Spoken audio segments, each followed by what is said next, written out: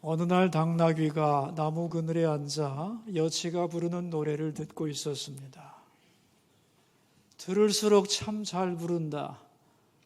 감탄하던 당나귀는 여치에게 가서 물었습니다. 여치야, 너는 어떻게 그렇게 노래를 잘 부르니? 도대체 무엇을 먹기에 그렇게 목소리가 좋은 거니? 그러자 여치는 말했습니다. 저는 이슬만 먹고 살아요. 그 말을 듣고 당나귀는 그래? 그거 간단하구나. 그렇게 말하고 와서 그날부터는 이슬만 먹기 시작했습니다. 그리고 결국 목소리가 좋아지는 대신 굶어 죽고 말았습니다. 이솝우화에 나오는 얘기입니다. 나에게는 없는 다른 사람 안에 있는 장점을 너무 바라보고 부러워하고 따라가려고 하다 보면 어느새 자기 자신을 잃어버리게 된다는 교훈인 줄로 압니다. 여러분 요즘 자주 들으시죠? 스트레스 받지 말라고. 그런데 이 스트레스의 근본 원인이 뭐냐 하면은 남과 나를 비교하는 겁니다. 이 비교의식 속에서 많은 문제가 생겨나는 겁니다. 그래서 우리가 반드시 극복해야 될 것 중에 하나가 비교의식인데 이것은 인간을 끝까지 따라오는 아주 고질적인 것입니다. 옛날에는 말입니다. 우리 삶의 반경이 아주 좁았습니다. 한 사람이 태어나면 자기 동네에서 평생 살았거든요. 그래서 비교의 대상이 얼마 많지 않았어요. 동네 축구, 그 중에서 잘하기는 참 쉽죠. 그런데 이제는 매스컴이 발달하다 보니까 세상 모든 사람과 비교가 가능해졌습니다. 그래서 스트레스는 갈수록 많아지는 겁니다. 반드시 이겨야 되는데 많아지는 이 현상을 어떻게 우리는 이겨내야 될 것인가? 이 시대에 아주 중요한 주제가 되고 있습니다. 여러분 아시겠지만 인류 최초의 살인 사건이 뭐냐 하면은 가인이 아벨을 죽인 사건이에요. 근데 아벨이 가인에게 잘못을 했느냐 하면 한 게 없어요. 각자가 다 하나님 앞에 제사를 드렸을 뿐입니다. 그런데 하나님께서 아벨의 제사는 받으시고 가인의 제사는 받지 않으셨어요. 그렇다면 왜 하나님이 내 제사를 받지 않으셨는가를 생각하고 빨리 고쳐서 받으실 만한 제사를 드리면 되는데 가인은 어떻게 했느냐? 아벨을 질투했어요. 그래서 미워했습니다. 저놈만 없으면 되는데. 그래서 비교하다가 그것이 증오로 번져가고 그 증오가 살인으로 나갔던 겁니다. 그래서 철학자 에피쿠로스는 말했습니다. 인간이 불행해지는 이유는 다른 사람과 비교하기 때문이다. 자, 그럼 질문할 수 있죠. 왜 인간은 그렇게 나와 다른 사람을 비교하며 사는가? 안 할 수는 좀 없을까? 없습니다. 그 이유는 인간이 하나님의 형상으로 만들어졌기 때문입니다. 하나님의 형상으로 만들어졌다는 것은 하나님과 교제하는 능력을 가졌다는 것이고 하나님과 우리가 교제하게 되면 그 교제가 깊어질수록 하나님 안에 있는 나의 가치, 나의 존귀함을 깨닫게 되어 있습니다. 그런데 하나님을 부정하고 나면 하나님으로부터 나오는 내 존귀함의 근거를 잃어버립니다. 그럼 이제부터는 내 가치와 존귀함의 근거를 어디서 찾을 것인가? 다른 사람과의 비교를 통하여 얻으려고 하는 거죠.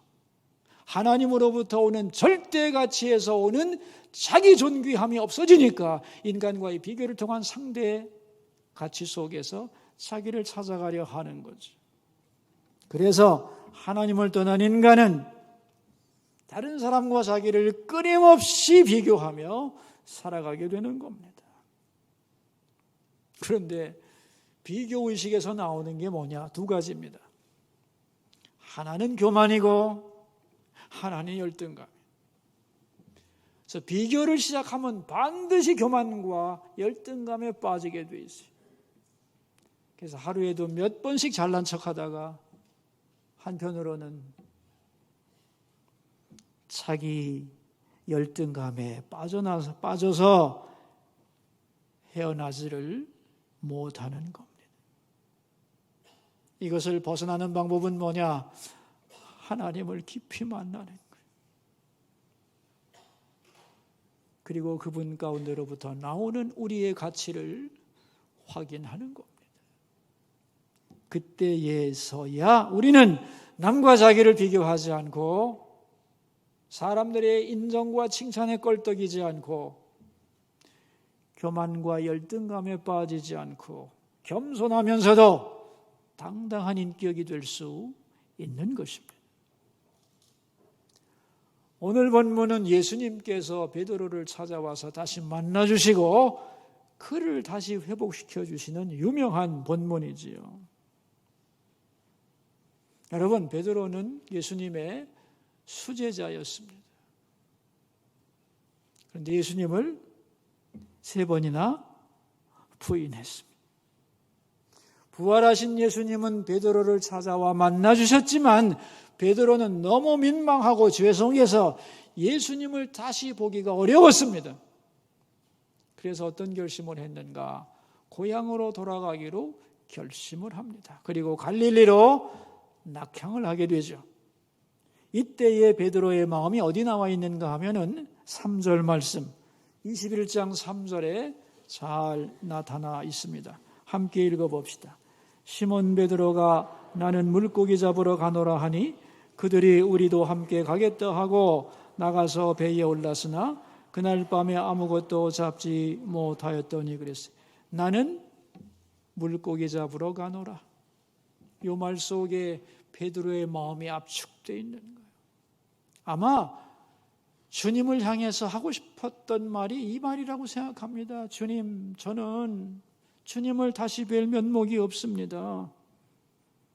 저를 찾지 마세요. 제자 될 자격도 없고 제가 제자가 되어야 예수님이 도움받을 일 하나도 없습니다. 이제 고향에 돌아가서 물고기나 잡으며 살렵니다. 그랬던 거예요. 다른 제자들도 다 그를 따라서 갈릴리로 돌아갔는데 그래서 배를 띄우고 고기를 잡았는데 밤새 한 마리도 못 잡았습니다. 새벽이 되자 춥고 배고프고 피곤하고 서글픈 마음으로 그물을 걷어서 해변가로 나왔는데 거기 예수님이 서 계시는 거예요. 제자들의 몸을 덮이기 위해서 숯불을 피워놓고 시장한 그들을 위해서 떡과 물고기를 구워놓고 제자들에게 말씀합니다.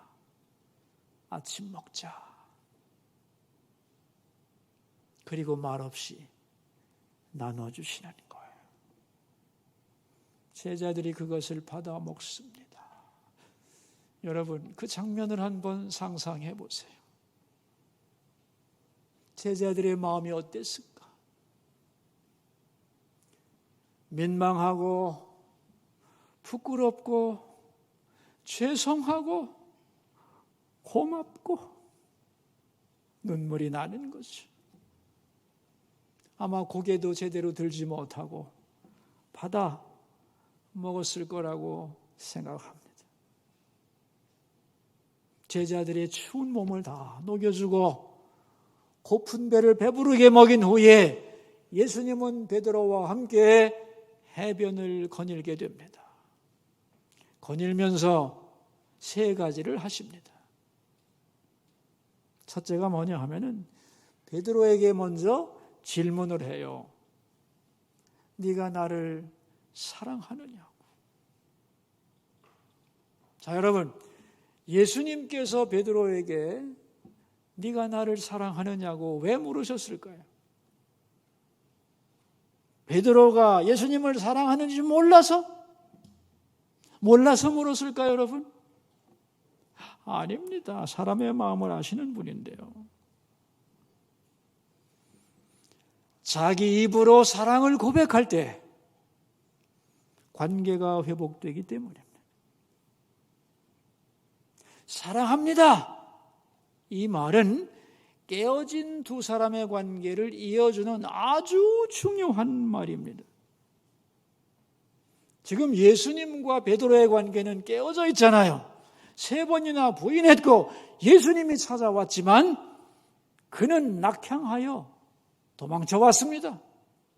이 깨어진 관계를 어떻게 회복할 수 있느냐는 거죠. 베드로의 입을 통하여 사랑을 고백하게 하고 그 고백을 통하여 회복시키려 했던 겁니다. 그래서 예수님은 질문하는 겁니다. 아가파스메, 아가페의 사랑으로 나를 사랑하느냐? 그러자 베드로는 대답해요. 오이다 호티 필로세. 저는 필리아의 사랑으로 사랑할 뿐입니다. 이런 뜻입니다. 제가 어떻게 감히 예수님을 아가페 사랑으로 사랑한다 말할 수 있겠습니까? 필리아적 사랑을 할 뿐입니다. 그러자 예수님이 또 묻죠. 필리아스메? 그럼 필리아적 사랑은 한단 말이지. 이 말을 듣고 베드로는 근심합니다.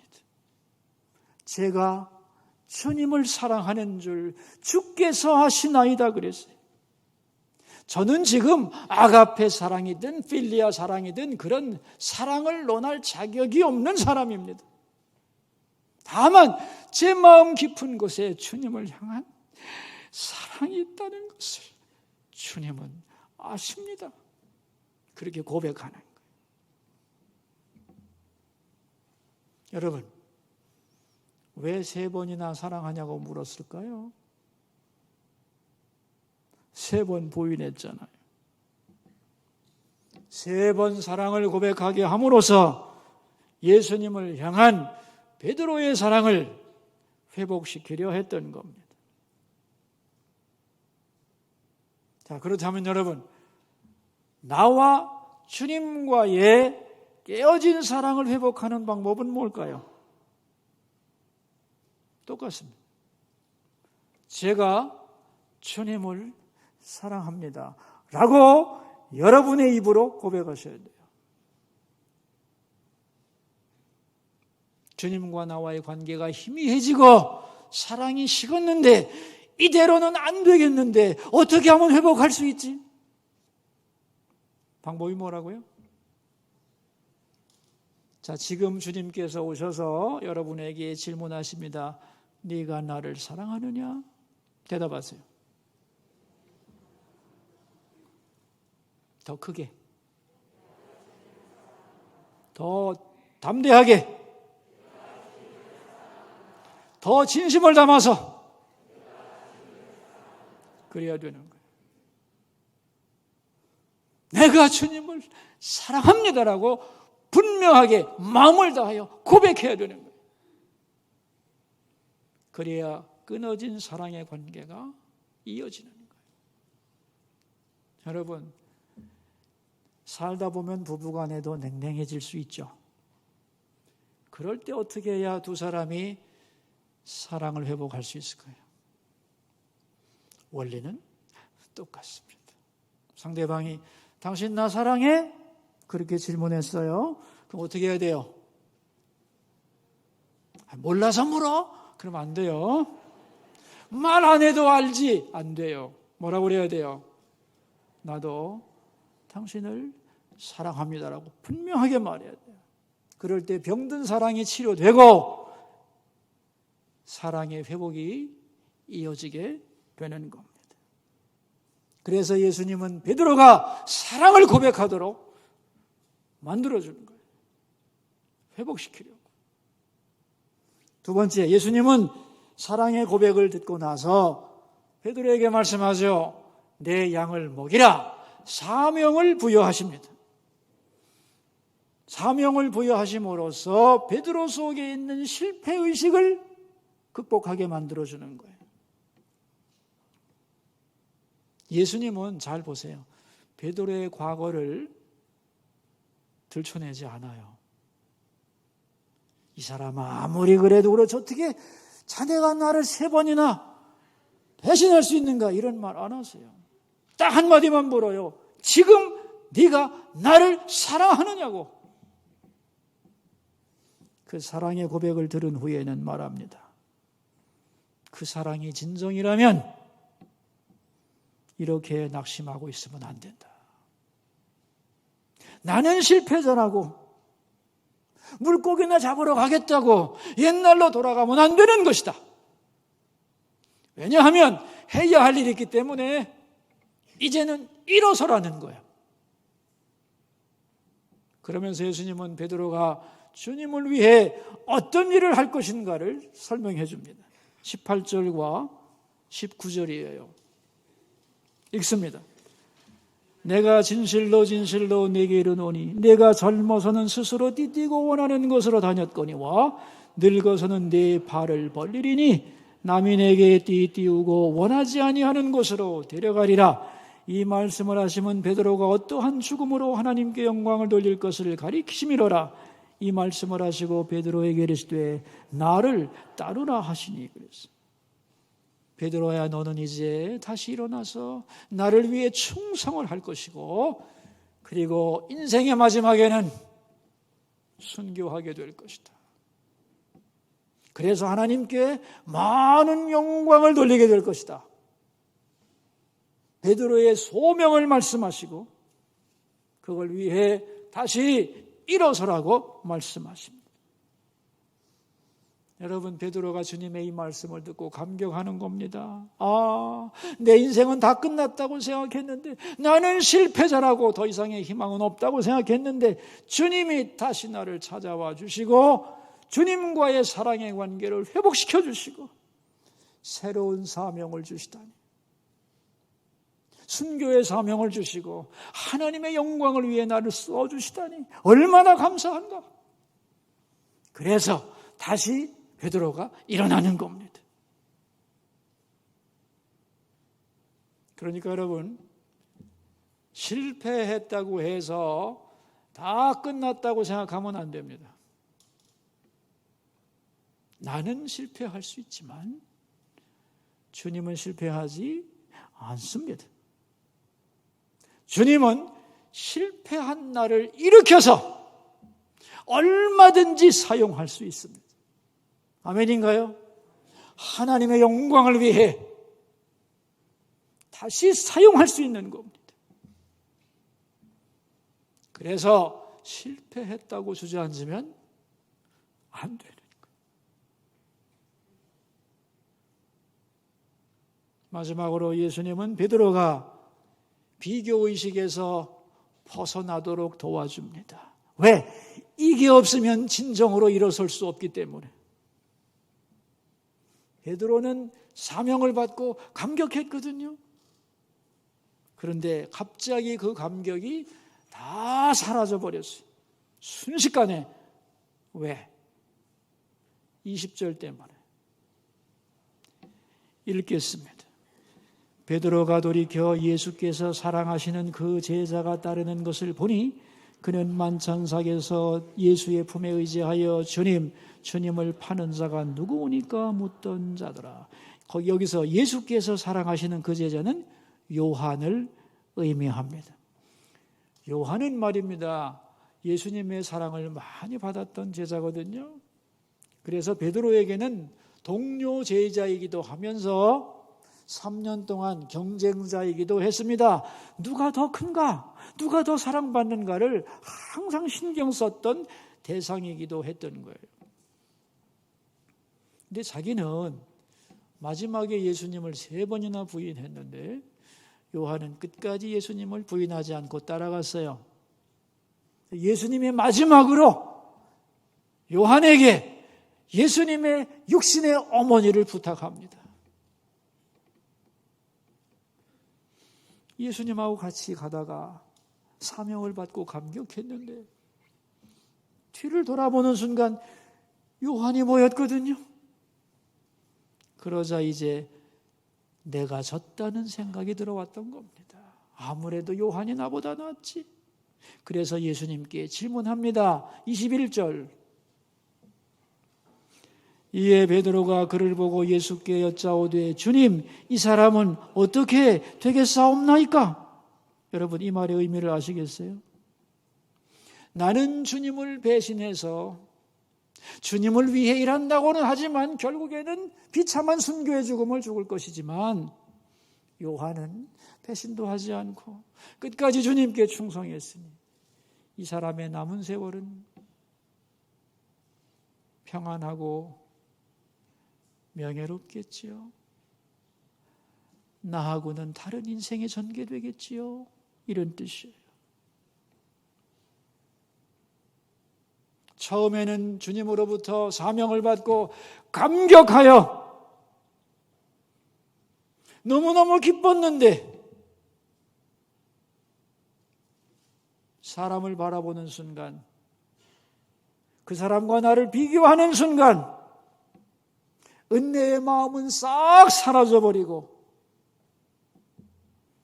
주님을 바라보며 받았던 은혜가 사람을 바라보며 싸늘하게 식었다는 거예요. 그래서 여러분, 우리가 예수님을 따라갈 때 방해되는 게 뭐냐? 비교의식이야. 끝까지 따라오는 이 비교의식을 넘어서야 되는 겁니다. 이게 힘든 거예요. 베드로 같은 사람도 못 이기잖아요. 한번 생각해 보세요, 여러분. 내가 못 살아서 힘드는 게 아니에요. 남이 잘 살아서 문제지. 혼자 있을 때는 얼마든지 감사할 수 있어요, 하나님께. 근데 옆 사람을 바라보면 마음이 복잡해져. 왜 그러냐 이거예요, 이게. 남과 나를 비교하기 때문이죠. 그래서 이 비교의식에 빠지면 자기가 걸어가야 할 길을 바로 걷지 못하고 사람의 늪에 빠지고 마는 겁니다. 이런 마음을 갖게 된 베드로를 향하여 예수님이 하시는 말씀이 22절이지요. 읽습니다. 예수께서 이르시되 내가 올 때까지 그를 머물게 하고자 할지라도 네게 무슨 상관이냐? 너는 나를 따르라 하시더라. 아주 단호하게 말씀합니다. 너하고 무슨 상관인데? 그리고 과장법을 사용하죠. 내가 다시 올 때까지 그를 살게 한다 할지라도, 다시 말하면 예수님 재림 때까지 요한이 안 죽고 살아도 그게 너하고 무슨 상관이야? 그런 얘기입니다. 요한이 1000년 만년을 사는 것과 너하고 무슨 상관이냐? 그건 네가 신경 쓸 일이 아니다. 너는 요한과 너를 비교하지 마라. 다만 너는 나를 따르라. 예수님의 말씀이에요. 여러분, 사람에게는 말입니다. 각자 자기의 인생길이 있는 겁니다. 하나님이 정해주신. 베드로에게는 베드로의 길이 있고 바울에게는 바울의 길이 있고 요한에게는 요한의 인생이 있는 겁니다. 재능도 다르고 환경도 다르고 소명도 다릅니다. 주어진 내 인생길을 하나님 앞에서 걸으면 되는 거예요. 옆 사람을 바라보며 다 흔들리고 낙담하고 원망하고 불평하다 쓰러지는 거예요. 부자는 부자대로 하나님께 충성하면 되고, 가난한 사람은 가난한 대로 주를 위해 할 일이 있고, 건강한 사람은 건강한 가운데, 병든 사람은 병든 중에서도 하나님을 위해 할 일이 있을 줄로 믿습니다. 그 길을 걸어가야 하는 거예요. 더 중요한 게 있습니다. 하나님 앞에서 누가 더 큰 상을 받을지는 아무도 모르는 거예요. 보이는 게 다가 아니에요. 저 사람의 인생길이 나보다 나은 게 아닙니다. 하나님께서 주신 길을 걸어가면 되는 거예요. 미국의 존 파이퍼 목사님은 이런 말을 했습니다. 사랑이란 비교를 멈추는 것이다. 멋진 말이에요. 뭐라고요? 사랑이란 비교를 멈추는 것이다.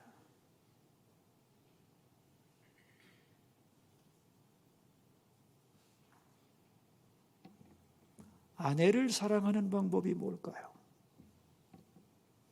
내 아내와 다른 여자를 비교하지 않는 거죠. 그 아내 모습을 그대로 인정하는 겁니다. 내 자식을 사랑하는 방법이 뭘까요? 네?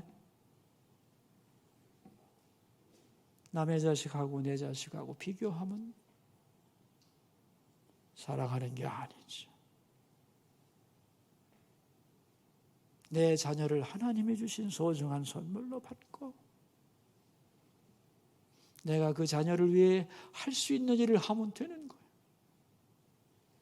그게 사랑입니다. 그런데 이 존 바이퍼 목사님이 남들과 자기를 굉장히 비교하는 목사님이었거든요. 자기 친구 어떤 목사님은 설교를 잘해, 어떤 목사님은 큰 교회를 지어, 어떤 목사님은 인기가 많아. 그런데 나는 뭐지? 계속 비교했어요. 그래서 너무너무 자기가 비참해졌어요. 그래서 고민을 했어요. 어떻게 하면 되냐고. 그러다가 성경을 읽게 됐어요. 오늘 본문 요한복음 21장 22절을 읽으면서 하나님의 음성을 듣습니다. 그것이 너와 무슨 상관이냐? 너는 나를 따르라.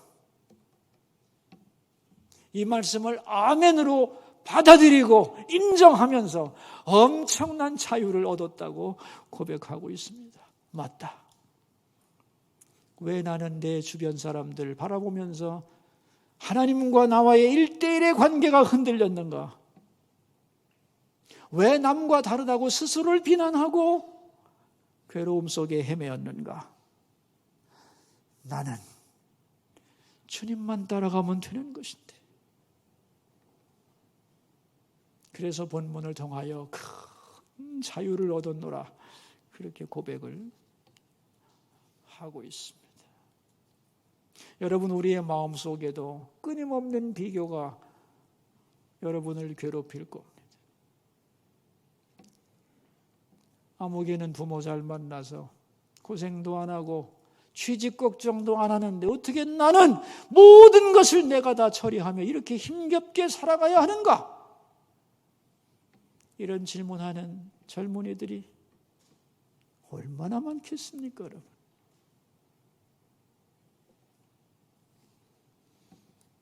다른 집 애들은 잘도 되는데 잘도 풀리는데 어떻게 내 자식은 이렇게도 한 걸음 한 걸음 나가기가 어려운가? 그런 부모의 마음도 많겠죠. 아무개 집사 남편은 싹싹하기도 하고 돈도 잘 버는데 내 남편은 여러분, 이 목록은 끝이 없는 거야. 끝이 없는 거야. 이런 비교가 우리를 화나게 하고 인생을 불공평하게 만들고 괴롭히는 거예요. 그런 모든 마음을 놓고 주님은 말씀합니다. 그게 너하고 무슨 상관이냐? 너는 나를 따르라고 했어요. 여러분, 결국 인생이란 하나님과 나와의 관계예요. 아멘입니까? 우리가 더불어 살기도 하고 협력하여 함께 무슨 일을 해나가기도 하는 거지만 궁극적으로는 우리는 하나님 앞에서 내 인생길을 걸어가는 거예요. 그래서 사람을 너무 의식하면 바로 걸어갈 수가 없는 겁니다. 너는 나를 따르라. 우리 22절 말씀을 말이죠. 예수님께서 나를 보고 하시는 말씀이라고 믿고 다시 22절을 천천히 봉독합시다. 예수께서 이르시되 내가 올 때까지 그를 머물게 하고자 할지라도 내게 무슨 상관이냐? 기도하겠습니다.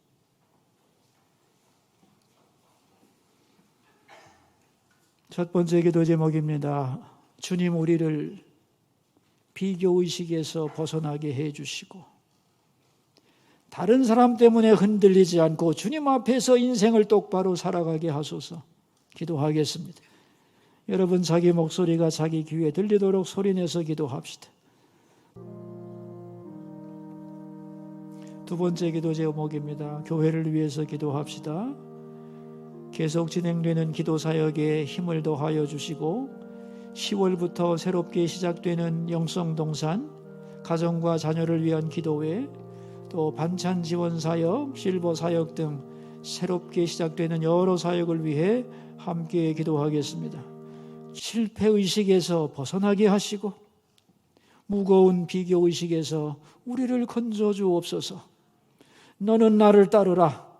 이 부르심에 응답하여 주님을 따라가게 하시고 그래서 주님이 원하시는 내가 되게 하시고 후회 없는 인생을 살게 하옵소서. 존귀하신 예수님의 이름으로 기도하옵나이다.